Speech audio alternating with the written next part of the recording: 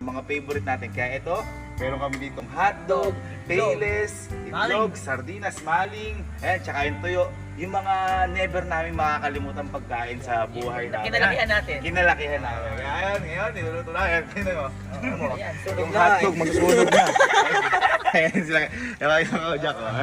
Ayan, namin yung tuyo. Ayan, ito pa isang malupit. Plastic pa yan. Par, yan ang the best. Yan ang the best, yung tuyong ganyan, no? Tsaka dilis, par. Di, yan! Napakasarap niyan. Sige, tuloy natin dito. Uy, yung hotdog mo, sunog. Si Kuya yan. Yung hotdog sunog. Hotdog na lang eh. Eh, kaysa na mahilaw, mas masarap na yung sunog. Kayo, no?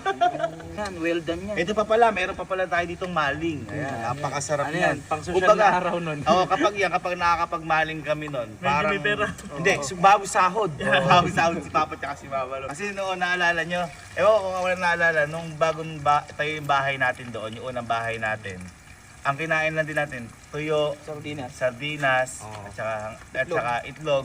Tapos sasabi ni Papa nun, eh bakit? Alam pa ba nilang ganito ulam natin? Basta bahay tayo. At least nasa loob tayo ng bahay natin. Di ba? Oo nga, alam pa ba nila yan? Di ba? Malalaman pa lang. Hindi, at saka malaman nila, ito talaga yung kinagayas na natin. Tikman niya natin yung hotdog. Wala pa. Wala pa. Yun. Hindi natin nakagayas na yung ano.